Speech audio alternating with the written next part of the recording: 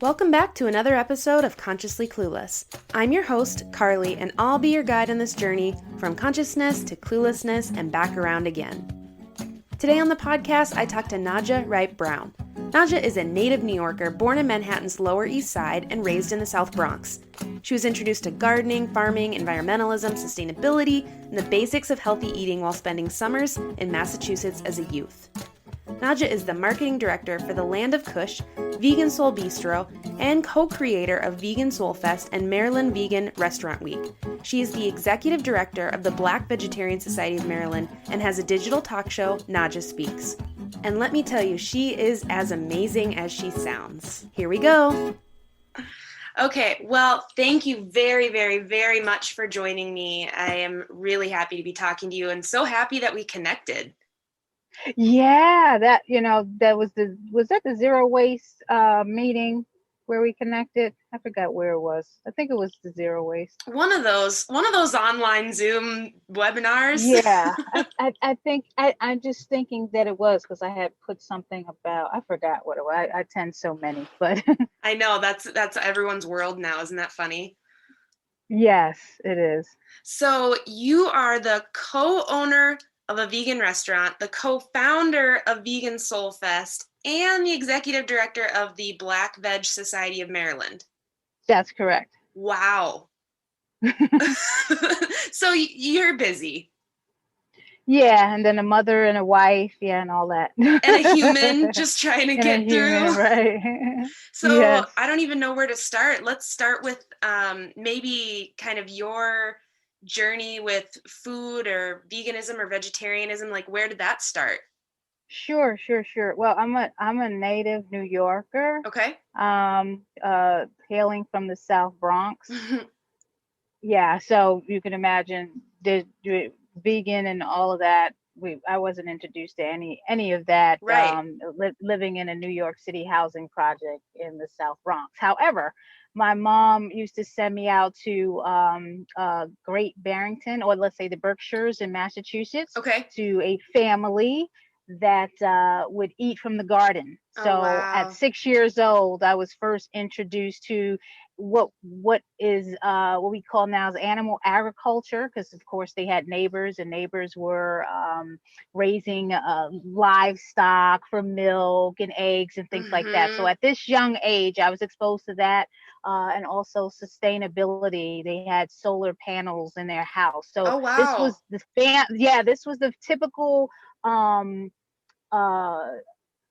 entrepreneurial family. When I say entrepreneurial, the husband was he was an architect, and Okay. the wife was an oil painter. So they were self-employed, very modest, bought their own land, built their own houses, all of that.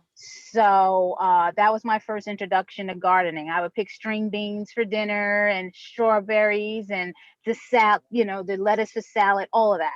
What a cool thing to be exposed to at such a young age. Yes. So I would do this all the way until the age of 12 during the summers.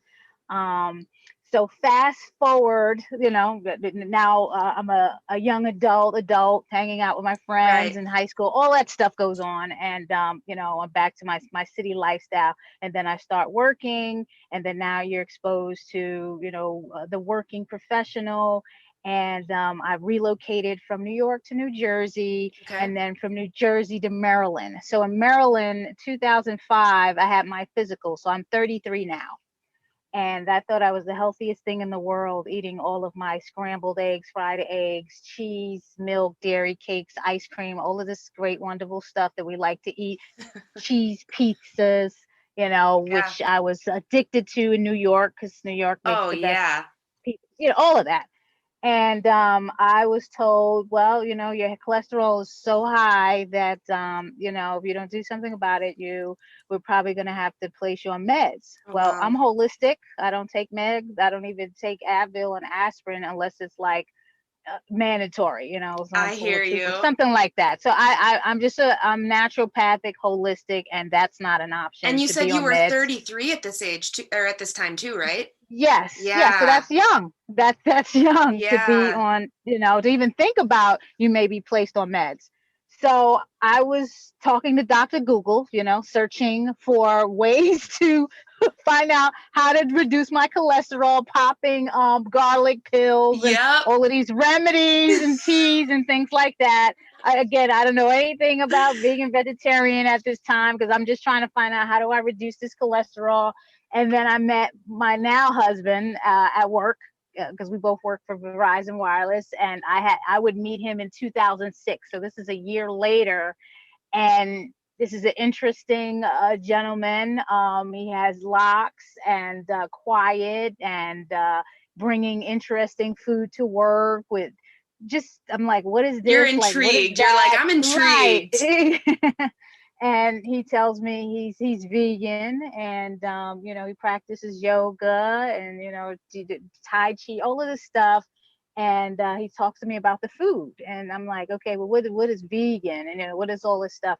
And he tells me about the practice, and he tells me about his dream of opening a vegan restaurant in Baltimore. Now, again, when you think Baltimore, and I'm coming from New York, I'm like, oh wow, Baltimore, The Wire, that's all I can think of. I'm still trying to adapt to, because I didn't live in Baltimore at first. I lived outside in the county. So he's a Baltimorean, a native, both sides of the family, mother and father. And I'm like, wow, this is interesting. A restaurant like this in Baltimore. That's very interesting. Yeah. But I said, well, I used to be a nightclub promoter in New York City. I know nothing about food service, never been employed with food service or anything like that. But I think I can help you. Yeah. And in 2006 too, that's ahead of the curve. Right. To be even thinking only, about that.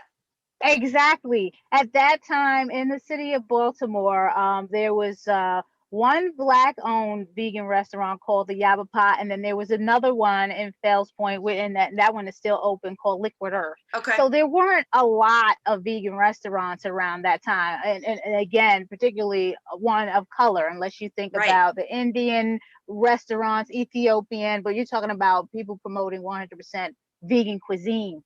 So, but I said, I can help you, So we were promoting these dishes. And again, the dishes he had was a lot of firm tofu type dishes with different sauces, mustard, barbecue, curry, and they were good. But again, they were different. They weren't the norm. It wasn't the soul food that I was used to, the mac and cheese, the greens, the yams, chicken and stuff like that. So I said, you know what? I think what we need to do is veganize some of the soul food because we're going to introduce it to our market. I'm half Latino. Yeah, we're going to need to make it familiar because I know me, if it doesn't look a certain way or taste a certain way, I may not try it. And I'm an explorer of food. I like all types of cuisine. So I was just helping him with trying to come up with ideas on how we can veganize collard greens because it's vegan. It's a vegetable as long as you don't put the animal stock or meats in it. Or mac and cheese. How can we make our own cheese without dairy? So just having, to think of that process. And we went to the festival. We tested it out at the African American Festival. We came out with vegan barbecue ribs with some firm riblet type of food, mock meat, a soy protein, and a homemade barbecue sauce with yams, mac and cheese, collard greens, and we would sell out all 3 days in a row. And this is a festival where you're talking about all you're going to get is fish and chips and fried chicken, and there's nothing vegan here. Absolutely not. And we sold out 3 days in a row. And we had the literature out there, like why you don't want to eat red meat, why this is good for you. So all the information was out there. So as people bought, they would take literature, ask questions, and we would discuss what the lifestyle was and what it was about. So as you were helping him, did you then transition to being vegan in this process? Yeah. So remember, I'm still on this journey. It took me 3 years to become full vegan because when I first met him, we were working on the same management team. And we didn't develop into a serious relationship probably mid-year or later that year when I met him. And I'm like, you know what, I'm a seafood person. I don't know if I'm gonna be able to give up seafood. Is that gonna be cool with you? Because, that might be a problem. And then he said, I could live with that. But 3 years later, I would transition into full vegan, just on my own, Yeah. So it was that type of journey for me.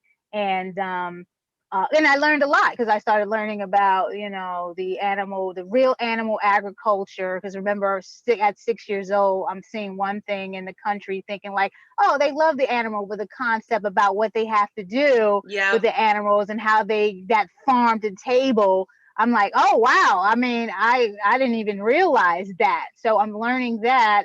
And then I'm learning about the climate change and global hunger as well. How people are hungry around the world because we're feeding them food that we're not feeding them food that we should, because we're feeding it to the animals to help them grow. Right. So learning all of this along the way, and we're 10 years open in business. So after all those festivals, after all the private chefing and catering and things like that, the demand was there to open a location, and we found a location in 2010 and officially opened in 2011. And we've been open over 10 years and working on a second location on the east side of Baltimore. Yes.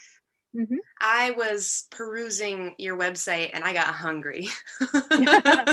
Yeah. We were voted top 10 vegan seafood dishes by PETA for our award-winning crab cakes, because you can't be in Maryland and not have some type of seafood. And of course, we had to veganize ours. So the crab cakes are a hot seller, and they became the top 10 vegan seafood dishes. I've never had a vegan crab cake. Mm-hmm. God, that sounds good. The kelp helps. Yes, I haven't experimented with kelp much, but I've heard that and seen that in a lot of recipes. Mm-hmm. Yes, so that helps, in a little obey, So. Oh, that sounds so good. So you're the co-owner of that restaurant and then co-founder of VeganSoul Fest. So did that come later? Yeah, so in 2014, so Land of Kush is up and running in 2011. My husband had left corporate fully, and that same year, 2011, I was pregnant with our first child. Okay. So in 2012, we had our daughter, a first for both of us. So you can imagine there was a lot of things going on. Opening up a business, having a first child. I'm still in corporate, so I took a long leave of absence while I watched how the business was being run and operated, and he needed help. He needed a lot of help. We're first-time restaurateurs. We didn't know anything about restaurants. So I went back to work for a few months.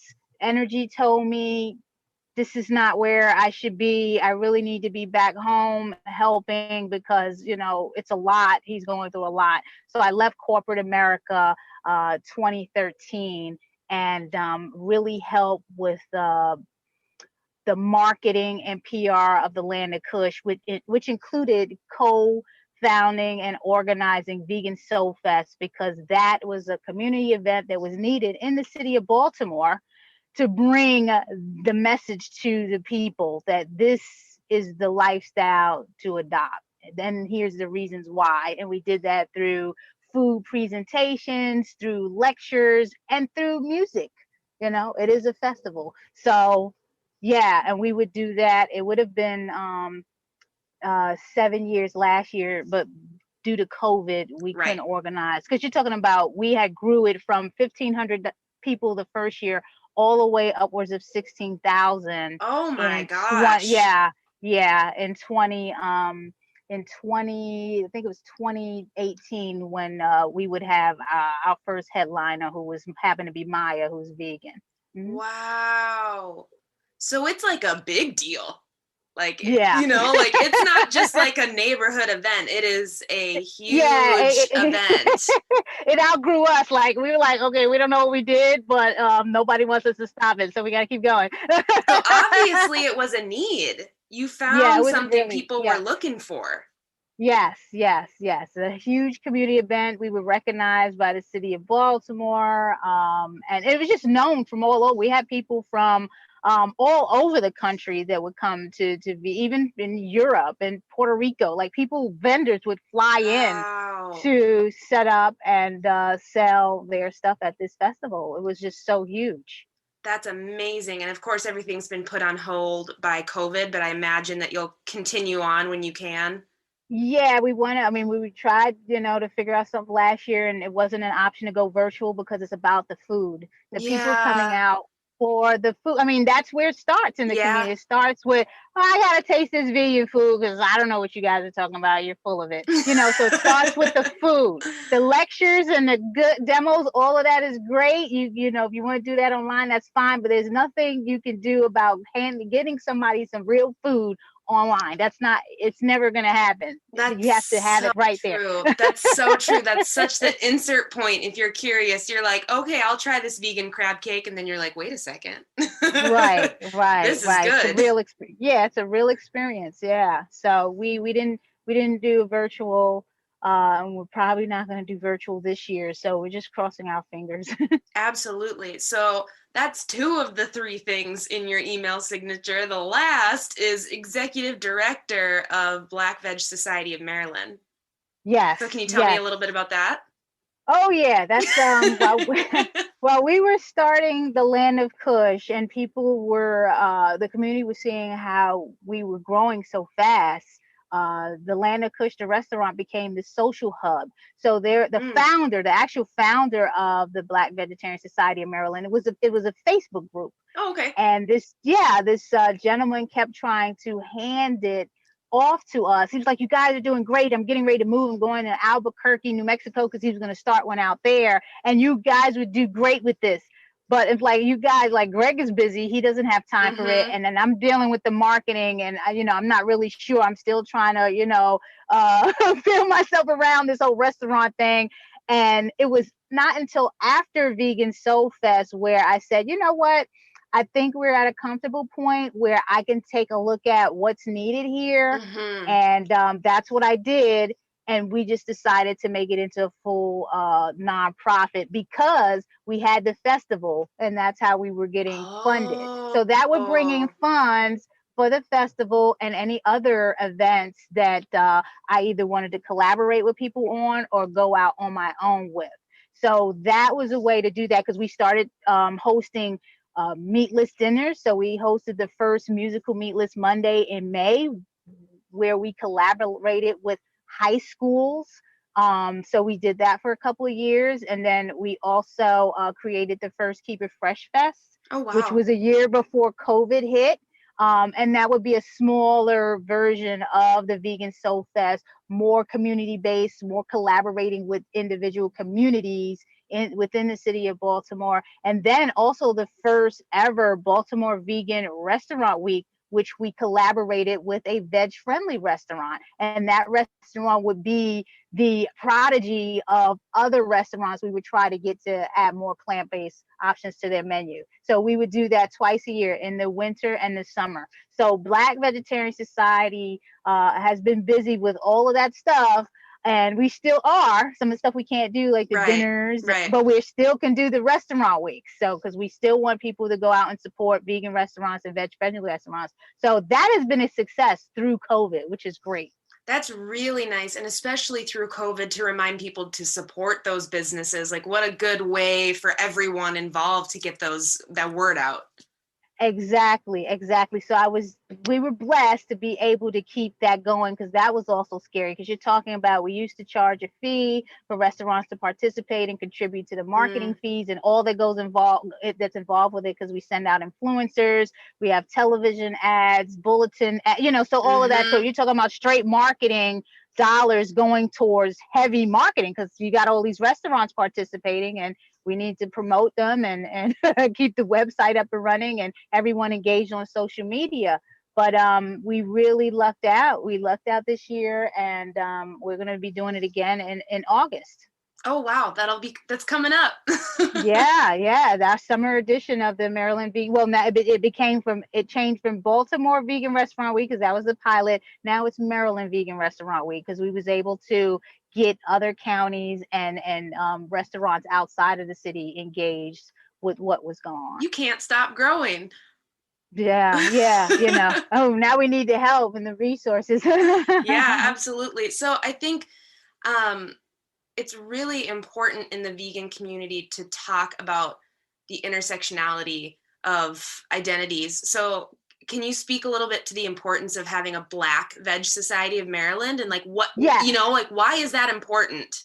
Right. Well, because we need a safe space. And it's funny when people see Black Vegetarian Society, that's the first question. Why a Black? And I say, when you mix all the colors up, what's the color you're going to get? You're going to get Black anyway. So we're all in this together. Yeah. You know what I'm saying? So we're not an exclusive organization, but African Americans, Latino, people of color, especially African Americans, have high disproportionate health disparities. Yes. And we need this information. We need this information, and we need it in a safe space, and we need to do it the way we do it. If it takes me 3 years, if it takes me 4 years, it takes me 5 years.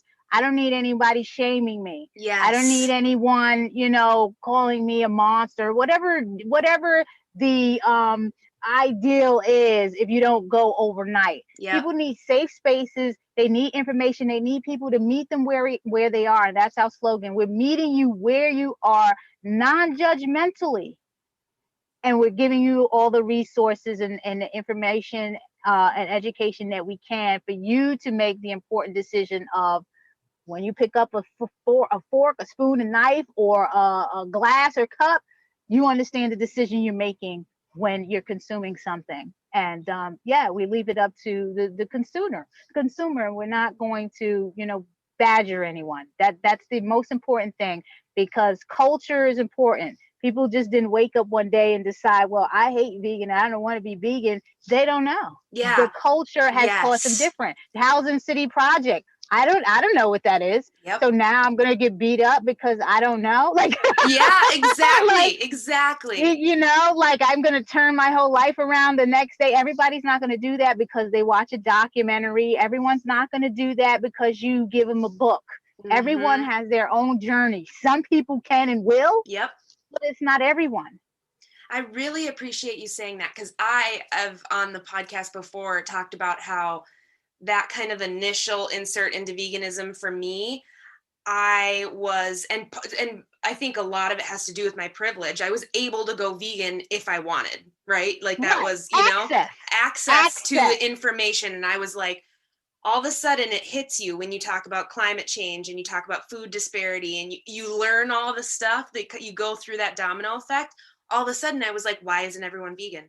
This is right. Why aren't you vegan? The world is on fire. I was mad. I was upset. I thought everything's been a lie. Like, how did we not know all this information? But I had to chill out because I could do that. And it took me a while and some learning to sit down and realize that can't be everyone's journey.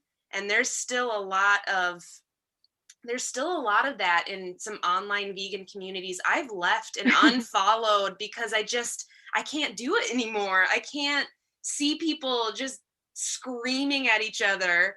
Yeah, well, we're fighting each other for what? We're still in the minority. We're still in the minority as a whole, as a vegan or even plant-based or even vegetarian community. We still have a whole bunch of other people we need to be talking to. So all of this bickering is not going to get us any closer. It might push us further away. Absolutely. I think it does.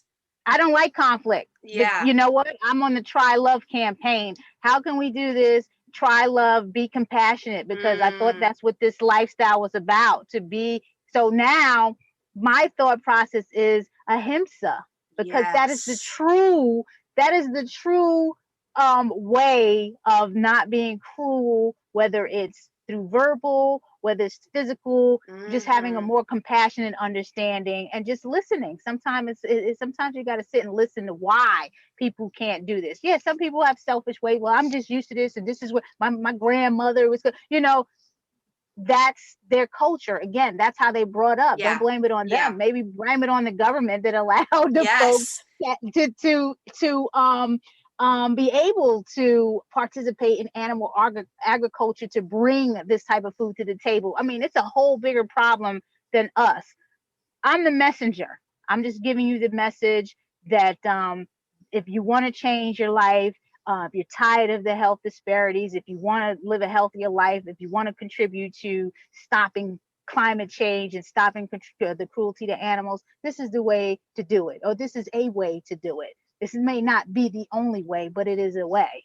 Yes, absolutely. I think that once you hit that point and you can have that in mind when talking to people. I actually was just saying this to someone the other day about how, if we keep fighting each other, whether it's about healthcare or housing or food or whatever it is, if we keep fighting each other, the systems don't change. They just keep contributing to our misery. Right, exactly. Because like, oh, they don't even have it together. So next, let's work on this over here. Yeah, exactly. Let them fight. Like that's a distraction. Let them fight. They don't care. Yeah, we look stupid. And I can't engage in it. And I don't engage in it. I just keep it moving, because when I focus on something and I feel something is working, I just keep on with that, and that's it. Because we've never progressed. Being at war. I mean, we're better in numbers. We're just better in numbers. We've never progressed being at war. That's a beautiful line. Yeah, I mean, hey, what happens after a fight? I don't know. You won, and then what happened? Yeah, what what'd you get? Did that solve? Yeah, what'd you get? Did more people go vegan? I don't know. I mean, if you just think of that, I had a fight with somebody in the street, and then what happened? You got bloody, and you won, and okay, we still have the same problem. Okay, got it. Yes, totally. That analogy is perfect, because that's literally what's happening. That's a metaphor for the online, and I'm sure in person, but everything feels online right now. So right. Online. Do you think that the importance of making food culturally specific vegan, so like soul food, like do you think that was a big a big absolutely reason you're growing more and more? Absolutely, because one thing about food, it brings people together. Mm-hmm. So if there's a culture of, well, I've been eating soul food all my life, I haven't even if it's a hamburger, I know people that just eat hamburgers. They haven't eaten anything else. Like everywhere you go is a hamburger. We're at this gourmet restaurant, hamburger. We're hamburger. Okay. That's all you eat is a hamburger. So obviously they're going to need a vegan hamburger, because they're not going to try anything else. And it has to be the damnest good vegan hamburger, or they're never going to eat a vegan hamburger again. So this is what you're faced with.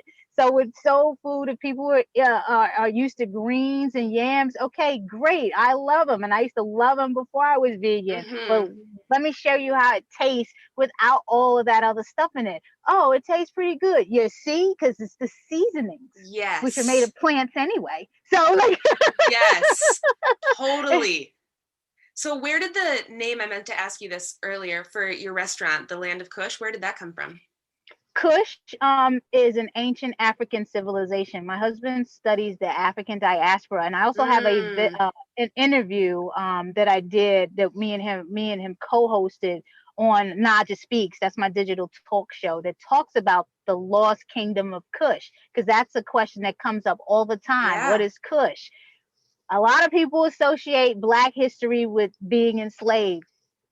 There's history well before that. There's ancient African history, and yes, Kush is one of them. So it just opens up the dialogue, because a lot of people didn't know that, or they don't know that. And it's like, yep. And now you have an interview that you could watch called The Lost Kingdom of Kush, so you can understand what the Kingdom of Kush was and why was it lost. That's amazing. If you want to send me that link, I can put it in the show notes. Okay, yeah, absolutely. So that's where it comes from. And we also learned that Kush means happy in India. A lot of Indian people name their children Kush because it means happy. So the land of happy. So we're learning some other meanings of Kush too, on top of the other one that people like to get high with. Well, I wasn't going to ask, but that comes up a lot. People, we used to have a nice logo on our window before somebody jumped through the window. Somebody literally jumped through our window, but we had a nice logo. People would just come by and take pictures of the logo because they thought it was so cool. It had a leaf in the middle, and of course they thought Kush. Is the food infused with Kush? That's no, funny. I not know. yet. I was like, I'm not going to ask, but I'm wondering. We get this question all the time. So you said you had at least one kid. Yes, I have a daughter, 9-year-old daughter. She is a vegan 100%, has been vegan from the womb, has never had meat before, dairy, unless it was accidentally placed in something, you know what I'm saying? Going to grandma's house or something like that. Yeah, but definitely never had any meat. So is she turning into like a little activist? Does she get involved with stuff, or is she? She promotes the Land of Kush, definitely. She goes to a vegetarian school. Oh, wow. I think they're serving lunch now. I'm not sure, but we send her to school with lunch anyway, her own lunch, because we know it's 100% vegan. Right. So, and it's the only school out here in Baltimore that is a vegetarian school, but they get it. So we've been in to prepare gluten-free vegan pancakes for the children on Pancake Pajama Day. They're open to the food and all of that stuff. So they know we're vegan and they know she's vegan, and she definitely talks about vegan, and the food. She asks, "Is that veggie?" Is I'm vegan. I can't eat that. Oh, I love that. I love seeing some of the like really young activists that are popping up that are so passionate. And it's like when you see the crap we were talking about before and the arguing and the shaming, but then you see these young people that are just, kids just speak from the heart. They don't know how to speak from any other place. Yes. She gets coloring books. So the Vegetarian Resource Group is a local veg group here in Baltimore. So we get guides and coloring books from them. So she would take the coloring books to the school and hand them out to the kids, just a safe way of saying thank you. It's broccoli. I love broccoli and animals, just a safe way of promoting the message. I love that. And people are so much more willing to they're not going to yell at her. They'll be like, okay, thank you. Let me see what you got. That's amazing. So I have a question that I usually ask in the beginning of the show, but I forgot because I was so excited to talk to you because I had so many questions for you. Okay. But the podcast is called Consciously Clueless. And nice. I did that because I just realized I've been on this journey of, learning about everything and consciousness. And then you have these moments where you're like, wait, do I really get it? Or am I just totally clueless? Am I starting over? And everything in between. So I like asking people where do you feel right now in this moment on that spectrum from conscious to clueless? How you doing right now? Well, there's always room to learn and grow. Mm-hmm. So, but I'm definitely conscious of who I am, basically by saying I'm not going to get into any nonsensical conflicts. I really don't have time. There's too much work out here to be caught up in just juvenile dialogue. Yes. I mean, the issue is, what are we trying to do? How are we going to provide solutions for people that don't have food access or can't access affordable plant-based food? And what can we do to help people learn more about the Land of Kush and understand that that's a place that they can come, anybody can come to get good food. You know what I'm saying? So we're doing a couple of things here. And how can we collaborate? I'm a collaborator. I love working with organizations, schools, churches, other businesses on pushing the message as long as they're open to it. That's amazing. Is there anything you want to share, or I didn't give you space to talk about, that you're like, I have to tell the world this? Well, definitely NaijhaSpeaks.com. Okay. Naijha Speaks.com.